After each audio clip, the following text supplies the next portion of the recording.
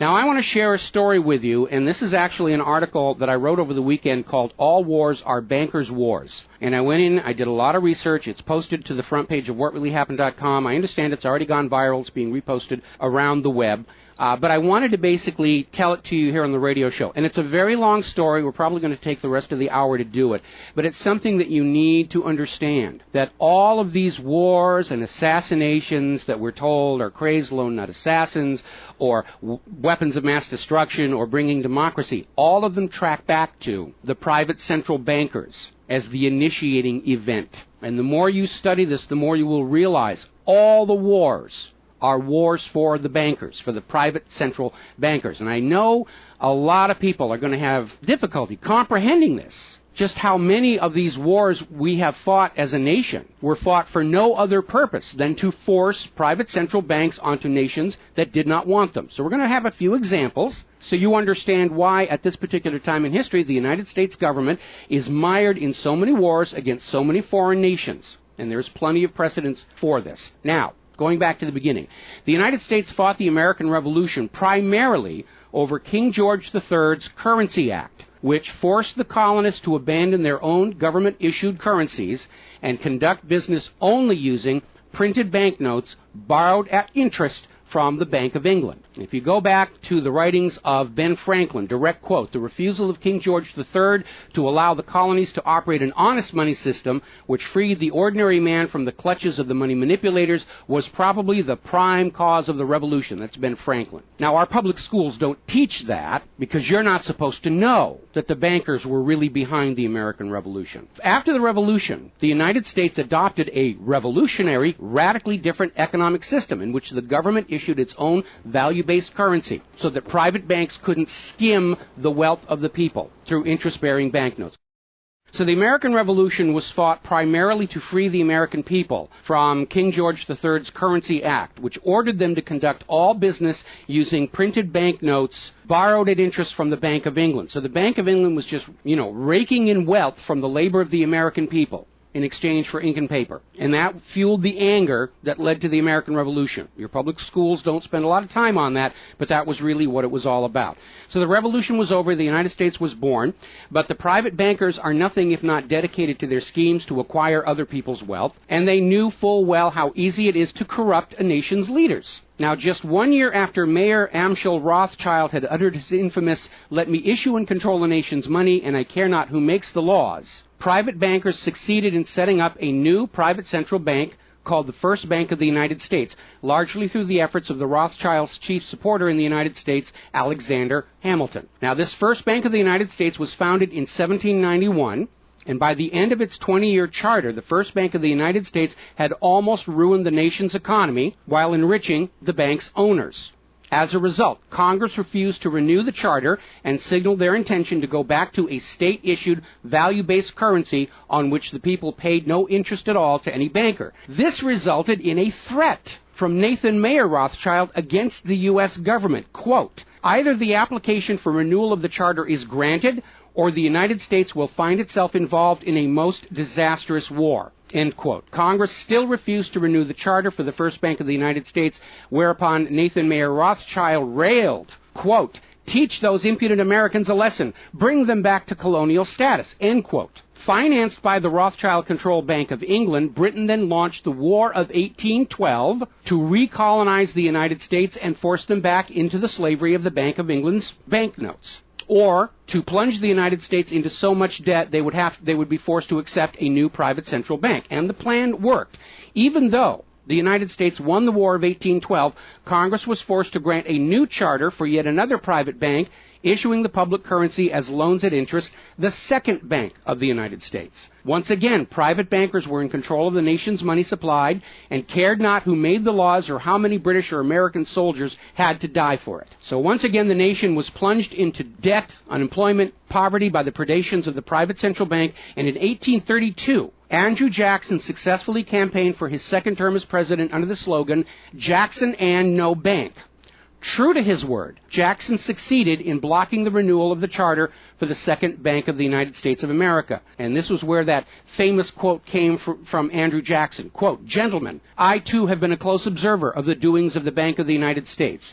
I have had men watching you for a long time, and I am convinced that you've used the funds of the banks to speculate in the breadstuffs of the country. When you won, you divided the profits amongst you, and when you lost, you charged it to the bank. You tell me that if I take the deposits from the bank and annul the charter, I shall ruin 10,000 families. That may be true, gentlemen, but that is your sin. Should I let you go on, you will ruin 50,000 families, and that would be my sin. You are a den of vipers and thieves. I've determined to rout you out, and by the eternal God, I will rout you out. End quote. Andrew Jackson. Shortly after the charter for the Second Bank of the United States expired, there was an assassination attempt on Andrew Jackson, and it failed when both pistols used by the assassin, Richard Lawrence, failed to fire. Later on, Lawrence explained the motive for the assassination by saying that with President Jackson dead, money would be more plenty. So it was an assassination motivated by the interests of the bankers.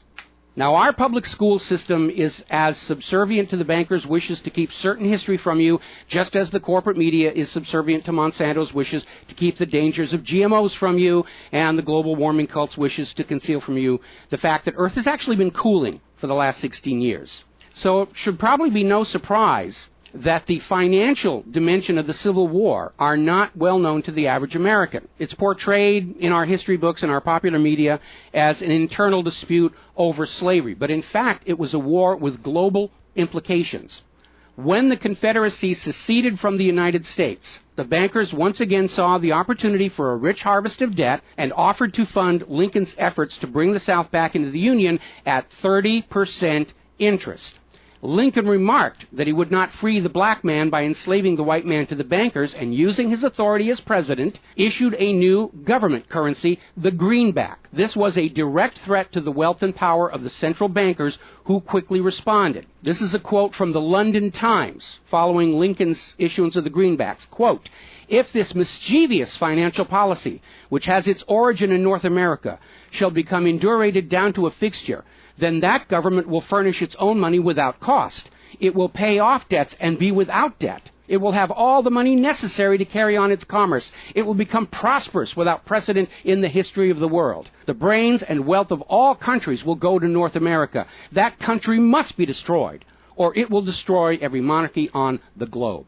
So, goaded by the private bankers, much of Europe supported the Confederacy against the Union, with the expectation that victory over Lincoln would mean the end of the greenback. France and Britain seriously considered an outright invasion on the United States in support of the Confederacy, but they were held at bay by Russia. A little bit of history most Americans don't understand. Russia came to the aid of Lincoln's Union during this crisis. Now, at that time, Russia had just ended their serfdom system, and they had a state central bank similar to the system the United States had been founded on. Now, free of European intervention, the Union won the war, and Lincoln announced his intention to go on issuing the greenbacks. Following Lincoln's assassination, the greenbacks were pulled from circulation, and the American people forced to go back to an economy based on banknotes borrowed at interest from the private bankers.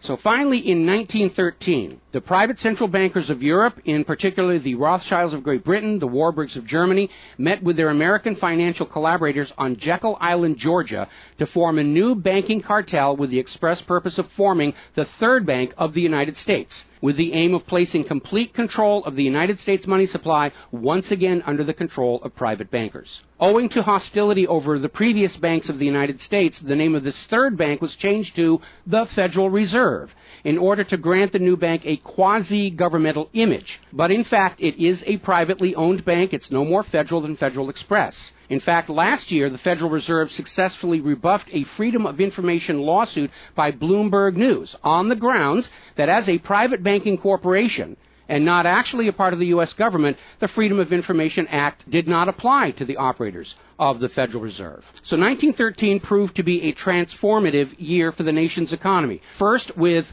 Congress' passage of the 16th Income Tax Amendment and the false claim it had been ratified. Here's another direct quote. "I think if you were to go back and try and find and review the ratification for the 16th Amendment, which was the internal revenue, the income tax, I think if you went back and examined that carefully, you would find that a sufficient number of states never ratified that amendment," end quote. That's U.S. District Court Judge James C. Fox in Sullivan versus United States, 2003. Later that same year, 1913, and apparently unwilling to risk another questionable amendment, Congress passed the Federal Reserve Act over the Christmas holiday in 1913, while members of Congress opposed to the measure were at home. This was a very underhanded deal, as the Constitution explicitly vests Congress with the authority to issue the public currency, does not authorize its delegation, and thus would have required a new amendment to transfer that authority to a private bank. But pass it, Congress did, and President Woodrow Wilson signed it as he promised the bankers he would in exchange for generous campaign contributions. Now, President Wilson later regretted that decision. You've probably heard this quote before, but you're going to get it again. Quote, "I am a most unhappy man. I have unwittingly ruined my country. A great industrial nation is now controlled by its system of credit. We are no longer a government by free opinion, no longer a government by conviction and the vote of the majority, but a government by the opinion and duress of a small group of dominant men." That was Woodrow Wilson writing in 1919. Now, 1 year after the passage of the Federal Reserve Act, World War I started, and it is important to remember that prior to the creation of the Federal Reserve, there was no such thing as a world war. Now, World War I actually started between Austria, Hungary, and Serbia, but quickly shifted to focus on Germany. Why Germany? They didn't start the war. Why was Germany the villain in World War I? Well, the real reason was their industrial capacity was seen as an economic threat to Great Britain. Great Britain's pound was already in decline at the time because too much economic emphasis was on banking and finance, and not enough was on agricultural development, industrial development, and infrastructure. It's very much like the situation we have in the United States right now. All the financial operatives, they want to play the Wall Street games, and other parts of the economy are being neglected. We've lost a great deal of our manufacturing. We're not the agricultural exporter we used to be because everybody's over there at Wall Street playing in that giant open-air casino. Now, pre-war Germany did have a private central bank, but it was under strict control by the German government to keep inflation at reasonable levels and to make sure that all of the German economy was being properly funded, just like Putin did with their central bank about a month ago. Under government control by the German government, investment was guaranteed to internal economic development, and as a result, Germany had become a major manufacturing technological power. They were exporting products that Great Britain could not compete with. So in the media of the day, Germany was portrayed as the main opponent of World War I. And not just defeated, it was flattened. Now, following the Treaty of Versailles, Germany was ordered to pay the war costs of all the participating nations, even though Germany had not started that war. This amounted to 3 times the value of all of Germany itself. Germany's private central bank, to which the German government had gone deeply into debt to pay the cost of the wars, was allowed to break free of government control. That led to the massive inflation of the Weimar Republic, followed, permanently trapping the German people in endless debt. And money speculators were running rampant, and it led to these situations where you had literally a whole basket full of paper notes to get a loaf of bread. Now, when the Weimar Republic collapsed economically, it opened the door for the National Socialists to take power. Their first financial move was to issue their own state currency, which was not borrowed from private central banks. It was based on a unit of value, not a unit of debt. Freed from having to pay interest on the money in circulation, Germany blossomed and quickly began to rebuild its industry. It was an amazing transformation to see. The media called it the German miracle. Time magazine lionized Hitler for the amazing improvement of life for the German people and the explosion of German industry, and they even named him Time magazine's Man of the Year in 1938. And then once again, Germany's prosperity and freedom from a private central bank loaning the public currency at interest became a threat to other nations and other powers. I have a couple of quotes here from Winston Churchill that tells you what was really going through the minds of Europe in the years leading up to World War II. Quote, "Should Germany merchandise again," which means do business, "should Germany merchandise again in the next 50 years, we have led this war, World War I, in vain." That was Winston Churchill writing in the Times in 1919. Another quote, "We will force this war upon Hitler if he wants it or not," end quote. Winston Churchill in a 1936 radio broadcast. Quote, "Germany becomes too powerful. We have to crush it," end quote. Winston Churchill in November 1936 speaking to U.S. General Robert Wood. Quote, "This war is an English war, and its goal is the destruction of Germany." Winston Churchill, autumn 1939 broadcast. So it was all about economics and profitability. Now, Germany's state-issued value-based currency was also a direct threat to the wealth and power of the private central banks around the world.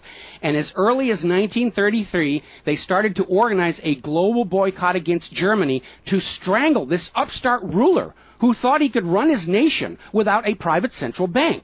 Now, as had been the case in World War I, Great Britain and other nations threatened by Germany's economic power looked for an excuse to go to war. And as public anger in Germany grew over the boycott, Hitler foolishly gave them that excuse. Years later, in a spirit of candor, the real reasons for the war were made clear. Quote, "The war wasn't only about abolishing fascism, but to conquer sales markets. We could have, if we had intended so, prevented this war from breaking out without doing one shot, but we didn't want to." End quote. Winston Churchill to Harry Truman, March 1946. One more quote here.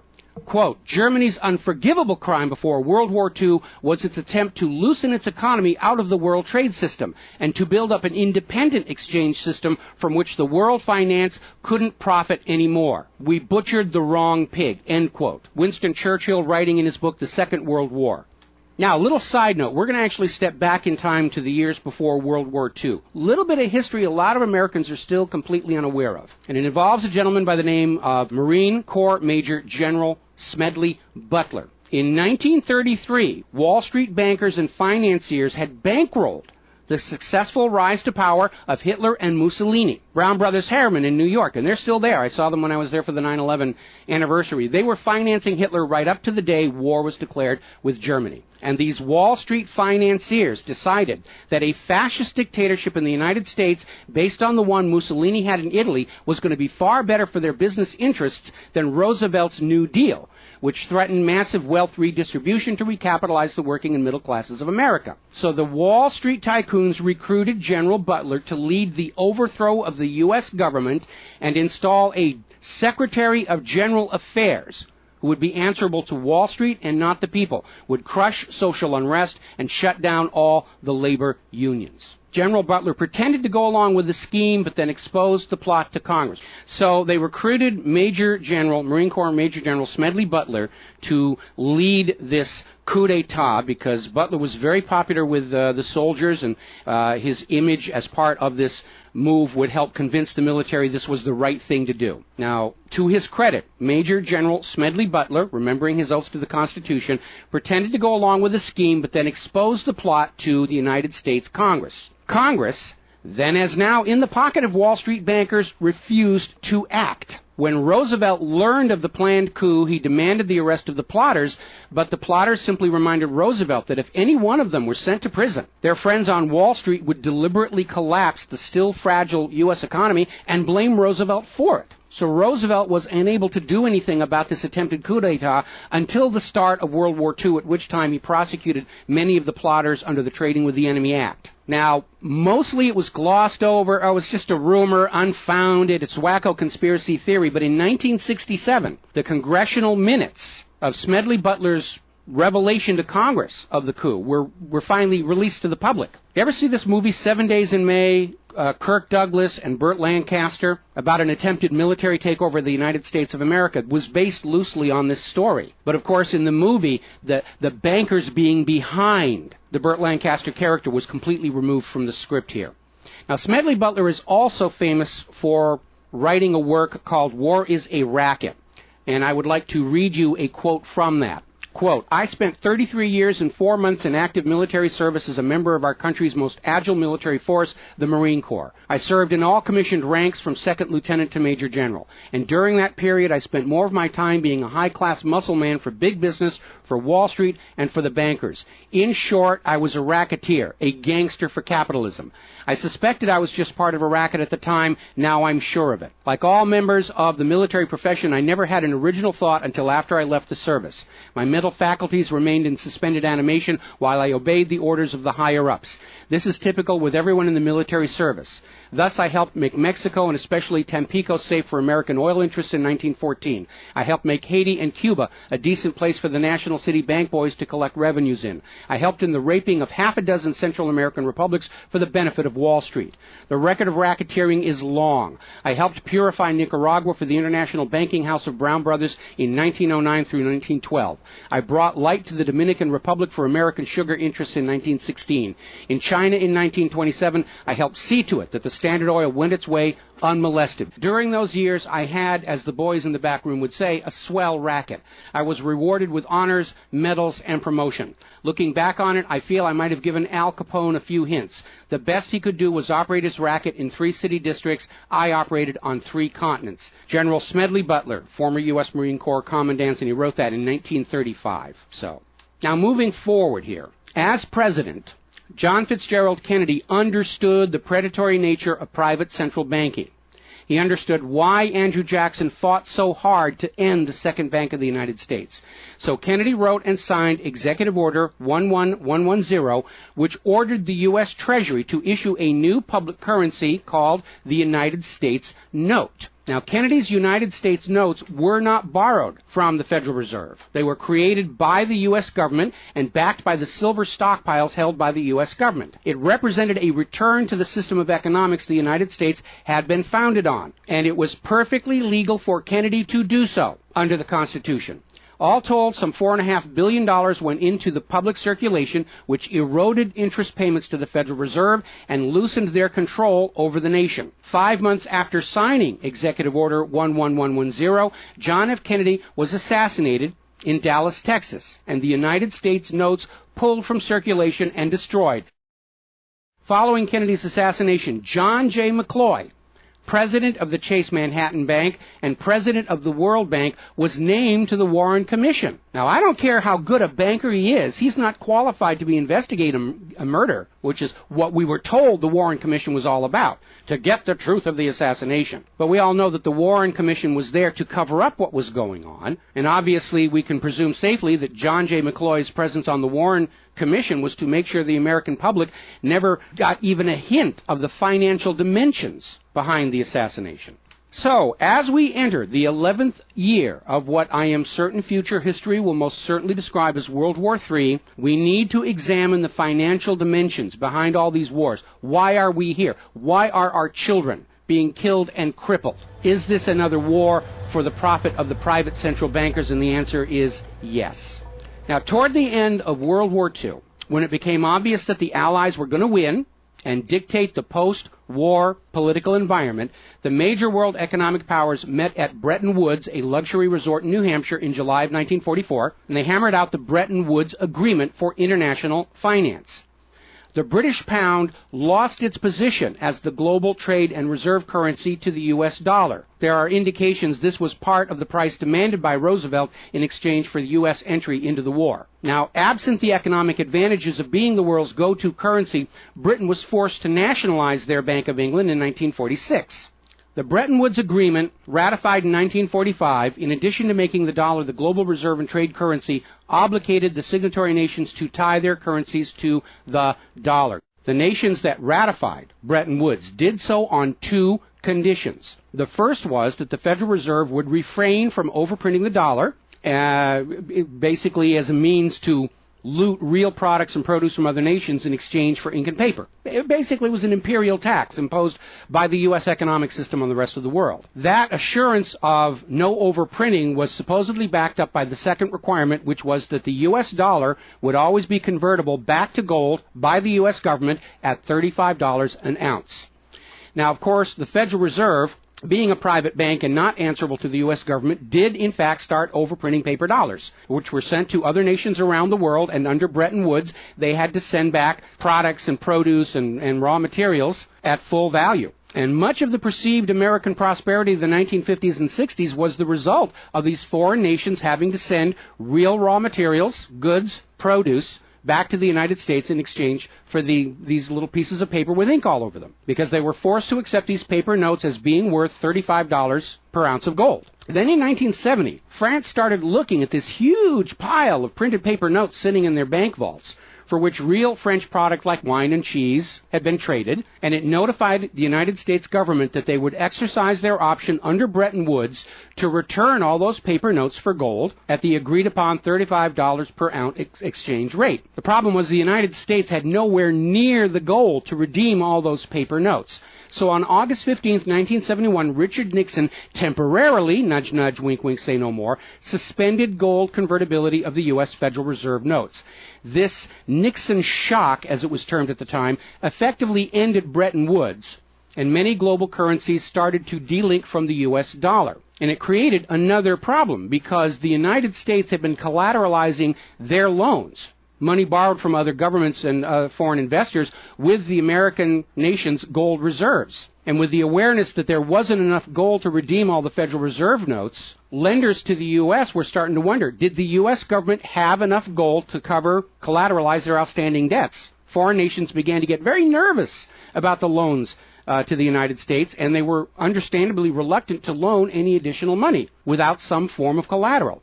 So what Richard Nixon did is he founded the environmental movement with the EPA and its various programs like wilderness zones and roadless areas and heritage rivers, wetlands, and all these other little different programs, which all took vast areas of public lands and made them off limits to the American people, who are technically the owner of all those lands. But Nixon had no concern for the environment, and the real purpose of this land grab, under the guise of the environment, was to pledge those pristine lands and their vast mineral resources as collateral on the outstanding national debt. The multitude of all these different programs was simply to conceal the scale of the land grab and collateralization of the American people's heritage. And it actually today covers almost 25% of the entire nation, is now locked up by these EPA programs and pledged as collateral on government borrowing. Now, with open lands, available lands for collateralization already in short supply, the U.S. government embarked on a new program to shore up sagging international demand for the dollar.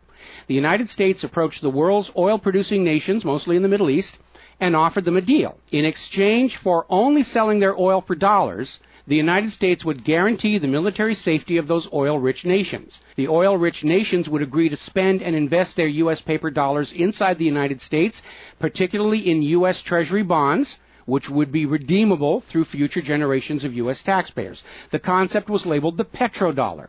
In effect, the United States, no longer able to back the dollar with gold, was now backing it with oil, other people's oil. And that necessity to keep control over those oil nations to prop up the dollar has dominated America's foreign policy in the region ever since. But as America's manufacturing and agriculture has declined, the oil-producing nations faced a dilemma. Like France, they've got piles and piles of these paper notes and treasury bonds piling up in their vaults, and there really wasn't all that much except real estate they wanted to buy from the United States of America. Europe's cars and aircraft were superior and less costly. In more recent times, America's experiment with GMO food crops has led a lot of nations to simply avoid buying U.S. agricultural exports. Israel's constant belligerence against its neighbors has caused the oil-producing nations to wonder if the U.S. could actually keep their end of the petrodollar arrangement. So oil-producing nations started to talk of selling their oil for whatever currency the purchasers wanted to pay. Iraq, already somewhat hostile to the United States following Desert Storm, demanded the right to sell their oil for euros in 2000. In 2002, the United Nations agreed that Iraq had a right to sell their oil for euros under the Oil for Food program. 1 year later, 2003, the United States reinvaded Iraq, lynched Saddam Hussein, and placed Iraq's oil back on the world market, only available for U.S. dollars. Now, the clear U.S. policy shift following 9/11, away from at least attempting to appear to be an impartial broker of peace in the Mideast to one of unquestioned support for Israel's aggressions, only further eroded confidence in the petrodollar deal, and even more oil-producing nations started openly talking of trading their oil for other global currencies. So over in Libya, Muammar Gaddafi had instituted a state central bank and a value-based trade currency, the gold dinar. Gaddafi then announced that Libya's oil was for sale, but only for the gold dinar. Other African nations, seeing the rise of the gold dinar and the euro, even as the U.S. dollar continued its inflation-driven decline, flocked to the new Libyan currency for trade. This move had the potential to seriously undermine the global hegemony of the dollar. French President Nicolas Sarkozy reportedly went so far as to call Libya a threat to the financial security of the world. So the United States invaded Libya under the guise of supporting a popular rebellion. They brutally murdered Gaddafi, apparently because the object lesson of Saddam's lynching had not been enough of a message, imposed a private central bank, and returned Libya's oil output to dollars only. The gold that was supposed to be made into the gold dinars, as of the last report I could find, unaccounted for. Now, according to General Wesley Clark, the master plan for the dollarification of the world's oil nations included 7 targets: Iraq, Syria, Lebanon, Libya, Somalia, Sudan, and Iran. Venezuela, which has started selling their oil to China for the yuan, seems to be a late addition. What is notable about those original 7 nations targeted by the U.S. is that none of them are members of the Bank of International Settlements. This is the private central banker's private central bank located in Switzerland. That meant that those 7 targeted nations were deciding for themselves how to run their nation's economies rather than submitting to the international private central bankers. Now, of course, the bankers' gun sights are on Iran, which dares to have a government central bank and sell their oil for whatever currency they choose. The war agenda for Iran is, as always, to force Iran's oil to be sold only for dollars and to force them to accept a privately owned central bank. Now, you have been raised by a public school system and a media that constantly assures you that the reasons for all these wars and assassinations are many and varied. We're bringing democracy to the conquered lands. We hear that a lot. When actually the U.S. hasn't. The usual result of a U.S. overthrow is the imposition of a pro-business, pro-Wall Street, pro-U.S. dictatorship. Good example, the 1953 CIA overthrow of Iran's democratically elected government of Mohammad Mossadegh and the imposition of the Shah. Or the 1973 CIA overthrow of Chile's elected government of President Salvador Allende and the imposition of the dictator Augusto Pinochet. Another one of the excuses we'll get is we have to save the people from a cruel oppressor. That's the one they're using in Syria right now. Revenge for 9/11. That was a big one going into Iraq. And then later on, President Bush was caught on video saying, no, Iraq had nothing to do with 9/11. And behind all of them, that tired, worn-out, catch-all excuse for invasion, weapons of mass destruction. Assassinations are always passed off as crazed lone nuts to obscure the real agenda. And the real agenda of the bankers is very simple. It is enslavement of the people by creation of a false sense of obligation. Now, that obligation is false because the private central banking system by design creates more debt than money with which to pay the debt. There is no way out the way it's set up. It's impossible to escape as long as you're playing by their rules. And you need to understand, private central banking is not science. It is a religion. It's a set of arbitrary rules created to benefit the priesthood, meaning the bankers, and it is supported only because people believe this is the way it's supposed to be.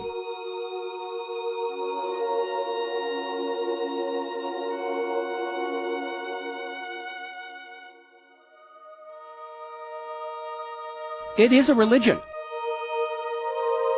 It's a set of arbitrary rules created to benefit the priesthood, meaning the owners of the private central banks. The fraud persists with often lethal results only because the people are brainwashed into believing that this is the way life is supposed to be, and no alternative exists or should even be dreamt of. Now, this same approach, the same brainwashing, was true of 2 earlier systems of enslavement, rule by divine right and slavery, both systems built to trick people into obedience, and both now recognized by modern civilization as illegitimate. So now we are on the verge of a new era in history where we will recognize that rule by debt, rule by private central bankers issuing the public currency as a loan at interest is equally illegitimate. It only works as long as people allow themselves to believe that this is the way life is supposed to be. But you need to understand something that's the core of the issue. Private central banks do not exist to serve the people, the community, or the nation. Private central banks exist to serve their owners, to make them rich beyond the dreams of Midas, and all for the cost of ink, paper, and the right bribe to the right official, and the occasional assassination. But behind all these wars and all these assassinations, the 100 million plus horrible deaths from all of these wars, lies a single policy of financial dictatorship. The private central bankers only allow rulers to rule, only on the promise that the people of a nation be enslaved to the private central banks. Rulers who do not go along with that will be killed. Their nation invaded by those other nations still enslaved to the private central banks. The bankers themselves don't fight these wars. Their children are not in these wars. A nation tries to break free of the private central bankers like Libya. All the other nations under the bankers' control pile on and destroy them. This so-called clash of civilizations you are being told about by the corporate media, it's really a war between banking systems, with the private central bankers forcing themselves onto the rest of the world, no matter how many millions must die for it. The constant hate-mongering against Muslims you see in the corporate media lies in a simple fact. Like the ancient Christians, prior to the Knights Templars, Muslims forbid usury or the lending of money at interest because they saw in ancient times, like Rome, how these banking practices could destroy an entire society. And that is the reason our government media insists that Muslims have to be hated and killed and converted. They refuse to submit to currencies loaned at interest. They refuse to be debt slaves. That makes them a threat to the natural order of the world, the new world order of global fascist dictatorship. So, off to war your children must go to spill their blood for the money junkies' gold. We barely survived the last 2 world wars. Now we're going into the third one in the nuclear bioweapon age. That is very dangerous. We have to ask ourselves, are the private central bankers willing to risk incinerating the whole planet to feed their greed? Apparently so. You as parents, as siblings, as spouses, need to ask yourself, do you really want to see your loved ones in uniform, killed and crippled, all for a bank balance sheet? But the whole point of this article, the whole point of what I'm sharing with you today, and this is all history, you can go out and hunt it down for yourself. Behind all the flag waving, behind all the propaganda, behind the crazed lone nut assassins, weapons of mass destruction, all of the modern wars this nation have fought are wars by and for the private bankers, fought and bled for by third parties unaware of the true reason they're expected to gracefully accept being killed and crippled for. And the process is quite simple. We've explained it before on this show. As soon as the private central bank issues its currency as a loan at interest, the public is forced deeper and deeper into debt. When the people are reluctant to borrow anymore, that's when the Keynesian economists demand the government borrow more to keep the pyramid scheme working. When both the people and the government refuse to borrow anymore, that is when the large wars get started, to plunge everyone even deeper to debt to pay for the war, and then after the war to borrow even more to rebuild. And when these horrible wars are over, the ordinary people have basically what they had before the war, except their graveyards are a lot larger, and everyone is in debt to the private bankers for the next century. That is why Brown Brothers Harriman in New York was funding the rise of Adolf Hitler, because war is the bankers' richest harvest. We all need to recognize this is what all these wars have been about. Private central banking, enlarging their domain, imposing their will on nations that do not want it, imposing their system on the rulers of nations who do not want it. Bribery, blackmail, assassination, they will do anything to maintain their stranglehold on the productivity of the world's people. And as long as private central banks are allowed to exist, inevitably, as the night follows the day, there will be poverty, hopelessness, millions of deaths in endless world wars until the earth itself is sacrificed in flames to Mammon. The path to true world peace lies in the abolishment of all private central banking everywhere and a return to the state-issued, value-based currencies that allow nations and people to become prosperous through their own labor and development and efforts. Now, I mentioned the Knights Templars. Prior to the Knights Templars, Christianity, like Islam, forbade usury because Christianity, much of Orthodox Christianity, came out of Rome, and they had seen firsthand what debt-based economies do, even to the Roman Empire. They'd seen it firsthand, so they had a ban on usury. And the Knights Templars were able to basically either bribe or blackmail the Pope to get a special dispensation that allowed them to rent money, is what they called it. They didn't call it usury, they called it renting money. A lot of modern predatory banking practices were pioneered by the Knights Templars. And they plunged Europe into hopelessly unpayable debt until finally French King Philip IV, otherwise known as Philip the Fair, did the only solution he could do. Because he understood, as long as you believed in the rules of the bankers, as long as you played by the rules they created to serve themselves, you are hopelessly trapped. And so Philip thought outside the box, and I know he's demonized for it, but in looking at the history of the Templars, it was his last resort. He sent messages to all of the regions in France, secret orders on the same time, in the same moment, on the same day. All of the Templars were arrested. and their commanderies, which is what they called their banks, were broken into, looking for looted wealth. They didn't find a lot of it. It was a paper empire, just like the Federal Reserve is. It's all based on paper. There's nothing of any real value there. It's all paper notes. And he sent the Templars to prison and execution, except for Scotland and Portugal, where the Pope and King Philip IV really didn't have a lot of control.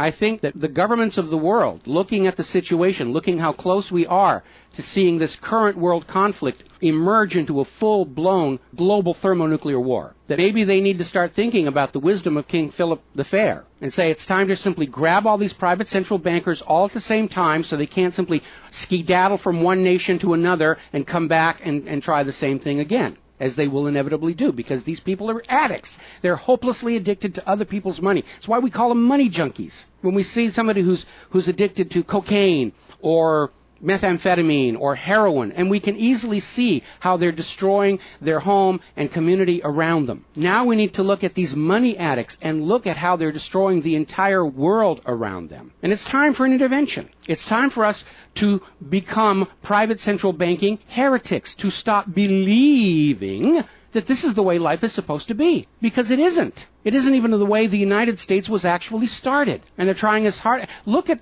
the destruction of our nation. We used to be the world's greatest nation. Now the most generous estimate is we're down to number 16 and still falling. And yet, despite the destruction to our nation, its infrastructure, its children, its quality of medical care, the quality of its manufacturing output, we still are compelled somehow to go out and force this same banking system onto the rest of the world at the point of a bayonet. Does that make any sense at all? Not to a rational human being. To a money junkie, yeah, it's perfect. But we're really at a crisis point in history. And the first step to resolving that crisis, to not let it go any further into a potential nuclear war, is to recognize that private central banking, ruled by manufactured illusion of debt, is no more legitimate a system of governance than rule by divine right or rule by slavery. We all need to recognize the true cause of all the pain and suffering and wars. It's not the terrorists, it's not Al-Qaeda. These are just distractions and set pieces put in front of your eyes so you can't see the very clear pattern behind much of modern human history. It's a war of banking systems, with the predatory private central banks seeking to eradicate any nation and any ruler that would dare try and operate their economy outside the control of the private central bankers. That's the real cause for the war. Is it something you're willing to fight and die for, to support these private central bankers? Is it something you're willing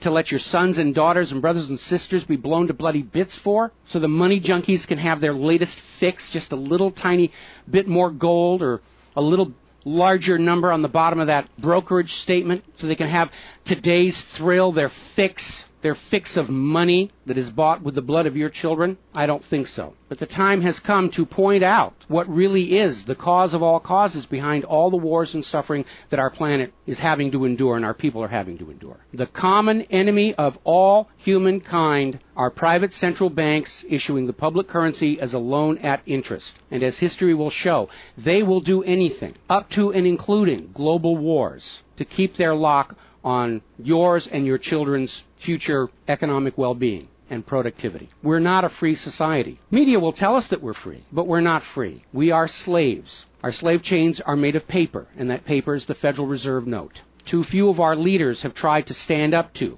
this system of enslavement, usually with lethal results. But if all the people of the world at the same time stand up and say no more private central banks, it will come crashing down, just as slavery did, just as rule by divine right did, and then we'll be embarking on a new era in human history, where the emphasis on social development is on the people and not on the money junkies.